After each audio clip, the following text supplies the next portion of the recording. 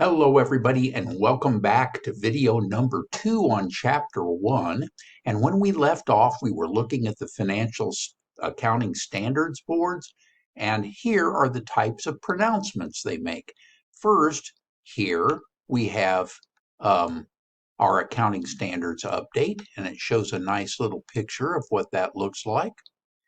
And then here, the Financial Accounting Concepts, we have the Statement of Financial Accounting Concepts with a number associated with it, and those describe the pronouncements that the board generates. All right, let's take a look at this question. I'll give you a second or two to read it. The first step taken in the establishment of a typical FASB statement is.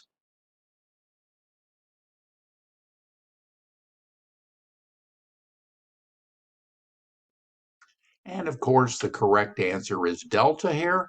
Topics are identified and placed on the board's agenda. All right, FASB codification, how is it documented? Well, it provides all the authoritative literature related to a given topic. And it simplifies users' access to all those authoritative, generally accepted accounting principles. So it establishes the way that our principles are documented, presented, and updated. And it strives to eliminate non-essential information. Okay, so let's look at an illustration. Here we have our topic, and it's a collection of related guidance on a given topic, in this case, receivables. And then there's subtopics: debt restructuring by creditors, overall, how we measure it initially and then subsequently, and then loans and trade receivables not held for sale. So you can read on this yourself and get a good feeling for this codification framework. All right, so if we discuss the financial reporting organizations a little bit more, here we went through the FASB, the American Institute of Public Accountants, Generally Accepted Accounting Principles, the SEC, the International Accounting Standards Board, public and private partnerships, how we codify it, and then the statement of those concepts. And here we're going to look at this in a little more depth. And here is the, I'll let you read these on your own, but here the idea is to try to match these descriptions with those organizations. All right, now we'll take a look at describing the components and usefulness of the conceptual framework. Now, the basic objective of financial reporting is that conceptual framework. So think about the types of decisions that these investors are making about companies. They need to decide if they want to buy their stock, sell their stock, or hold their stock in a company. Lenders decide whether to lend money to a company and for what interest rate and for how long. Very important to us as a company. A bank is a key partner. All right, so let's look at these qualities of accounting here. Here's our basic objective. A constraint, of course, is cost, and decision usefulness naturally is something that is a criteria that we all want to embrace. And now they need to be relevant. These qualities of our information needs to be relevant and be accurately or faithfully represented. Okay, then we have ingredients of fundamental qualities, a little bit academic. There we have predictive value, conformatory value, materiality, completeness, neutrality, and error-free.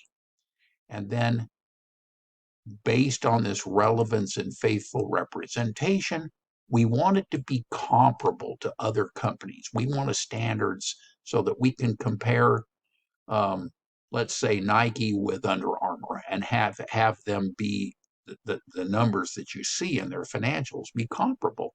And we want them to be verified and accurate and understandable and generated on a timely basis.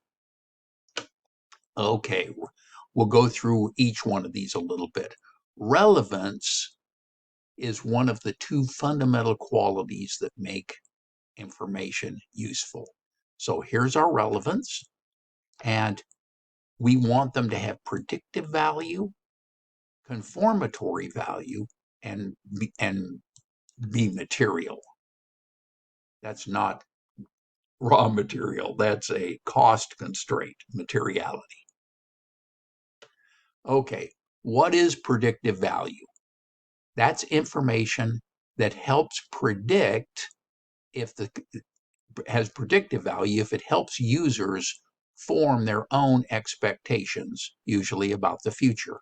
The conformatory value has value if it helps the users confirm or correct their prior expectations. And then materiality is a company-specific aspect of relevance. All right, let's take a look at an illustration. Here, we're assessing the materiality of one of the more challenging aspects of accounting because it requires evaluating both relative size and importance. So, for example, let's consider two sets of numbers here. Here we have sales. Here we have 10 million. Here we have 100,000. Cost and expenses, 9 million, 90,000. Income from operations, therefore, are $1 million and $10,000.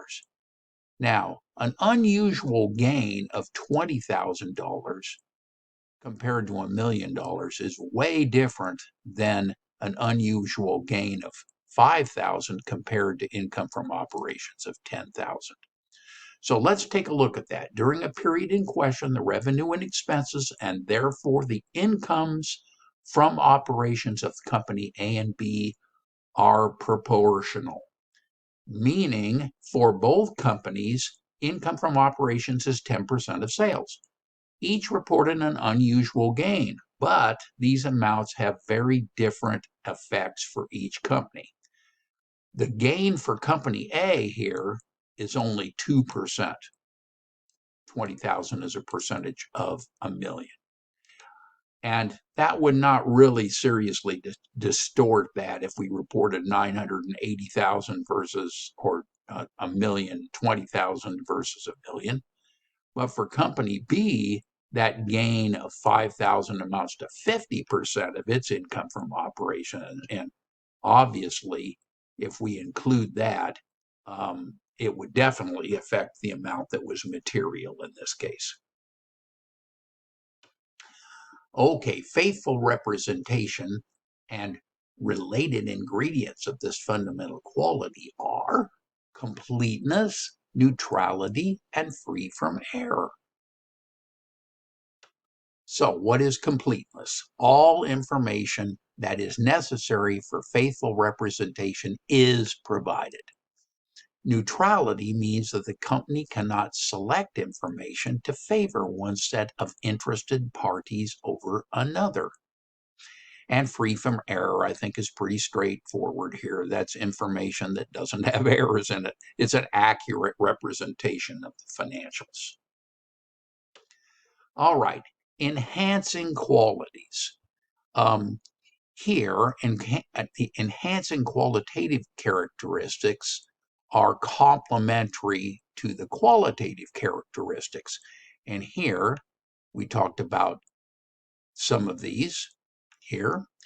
And now we can take a look at those enhancing qualities of comparability, verifiability, timeliness, and understandability. And here, you'll want to read these carefully as you're doing your studying. But one new term here I want you to see is comprehensive income. Comprehensive income is the change in net assets of an entity during a period from the transactions or other events and circumstances from non-owner sources. It includes all changes in equity during a period except those resulting from investments by owners and distributions to owners. Okay, comprehensive income. Okay, I think you all know about revenues, expenses, gains, and losses. I won't go through those, but you may want to fine-tune your thinking by reading this in a little more depth. Okay, let's put some of this into practice. Here, a local broker calls you up about a tip. This tip is a company called A-Rod, and it sells sports memorabilia online. They are offering some bonds that mature in 15 years and promise a 10% yield. You tell the broker that before investing in this hot commodity, you'd like to see the financials. Pretty logical request. The broker sends you the statements, which are from last year and unaudited. And the owner, Roderick Andrews, prepared those statements. You review the statements, and they are quite impressive. They reported a profit of $3.5 million and showed a low debt-to-equity ratio. The statement provides no comparative amounts for prior years. There are no note disclosures as to how they did inventory depreciation and liabilities, etc. So, with a focus on relevance and faithful representation, determine if this would be a wise investment decision. Okay? Well, I think you could pretty well know that with respect to relevance, this information needs to be timely. It was not. Another element, predictive value, it's not relevant because it provides no reference to prior years. And feedback value is closely related to predictive value, and they don't provide any feedback.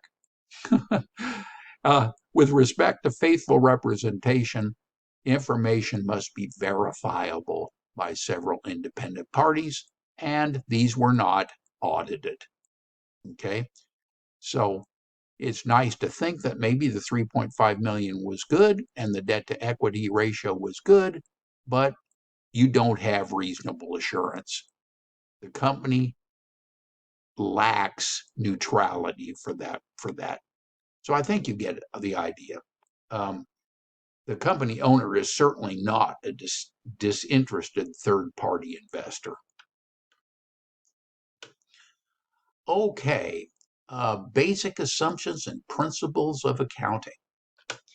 Here, our assumptions are economic entity, going concern, monetary unit, periodicity.